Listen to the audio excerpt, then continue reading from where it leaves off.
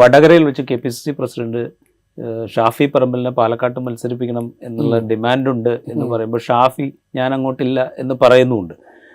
പുതിയ സാഹചര്യത്തിൽ ഇപ്പോൾ അവിടുത്തെ MLA-ക്കെതിരെ ഗുരുതരമായ ആക്ഷേപങ്ങൾ, പാലക്കാട്ട് MLA-ക്കെതിരെ ഗുരുതരമായ ആക്ഷേപങ്ങളൊക്കെ വരുന്നൊരു ഘട്ടത്തിൽ നമ്മൾ ഈ കഴിഞ്ഞ തവണ വടകരയിലേക്ക് വന്ന പോലെയുള്ളൊരു പോക്ക് ഷാഫിയുടെ കാര്യത്തിൽ തിരിച്ചു പ്രതീക്ഷിക്കണം? ഇപ്പോൾ നിലനിൽക്കുന്ന സിറ്റുവേഷനിൽ സാധ്യതയില്ല. കാരണം അത് വലിയ രീതിയിലുള്ള തിരിച്ചടി ഉണ്ടാവുന്നതാണ്. കാരണം ഷാഫിക്കെതിരെയുമുള്ള അങ്ങനെയാണല്ലോ, ഷാഫിയും സതീശനുമാണ് രാഹുലിനെ കഴിഞ്ഞാൽ പിന്നെ ഇപ്പോൾ പ്രതിസ്ഥാനത്ത് നിൽക്കുന്നത്.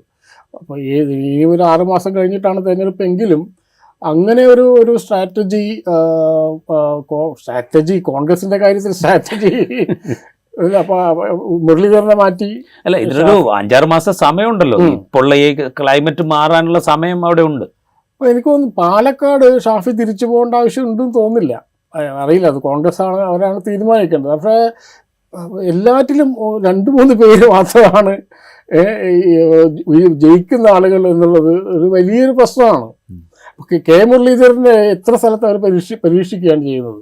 അപ്പോൾ അതല്ലാതെ വേറെ മാർഗങ്ങൾ നോക്കേണ്ടി വരും കോൺഗ്രസ്. അപ്പോൾ ഷാഫി ഇല്ലെങ്കിൽ പാലക്കാട് ജയിക്കില്ല, അടൂർ പ്രകാശ് ഇല്ലെങ്കിൽ കോന്നി ജയിക്കില്ല എന്ന് പറഞ്ഞാൽ അതൊരു വലിയ ലിമിറ്റേഷനാണ്.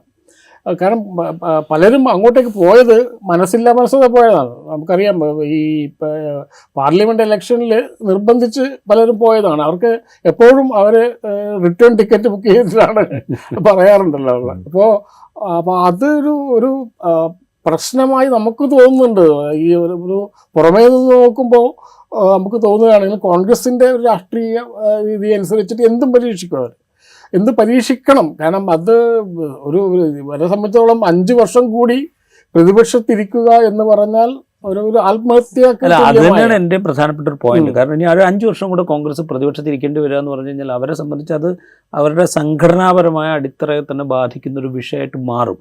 അതുണ്ടാകാതിരിക്കുക എന്നുള്ളതിൻ്റെ ഒരു ഒറ്റ ലക്ഷ്യം വെച്ചുകൊണ്ട് ഓൾ ഔട്ട് ആയിട്ടുള്ളൊരു സ്ട്രാറ്റജിയിലേക്ക് അവർ പോകേണ്ടി വരില്ല. അപ്പോൾ ഈ MP-മാരെ മത്സരിക്കണമെങ്കിൽ അവർ മത്സരിക്കട്ടെ എന്ന് തീരുമാനിക്കുന്നില്ല. അപ്പോൾ അതിൽ MP-മാർ മത്സരിച്ച് കഴിഞ്ഞാൽ ജയിക്കും എന്ന് ഇപ്പോൾ 20 MP-മാരോ അല്ല 19 MP-മാരും ഇവിടെ മത്സരിപ്പിക്കുക എന്നുള്ള ഇതല്ലല്ലോ. ഞാൻ നേരത്തെ പറഞ്ഞ പോലെ ചില സീറ്റുകൾ നമ്മൾ ഇന്നയാൾ മത്സരിച്ചിട്ടില്ലെങ്കിൽ നമുക്ക് നഷ്ടപ്പെടും എന്നൊരു കൃത്യമായ ബോധ്യം ഉണ്ടെങ്കിൽ ആ സീറ്റിൽ മത്സരിക്കുന്നത് കുഴപ്പമില്ല. കാരണം നേരത്തെ പറഞ്ഞ പോലെ. പക്ഷേ ഇത് എങ്ങനെ തീരുമാനിക്കും?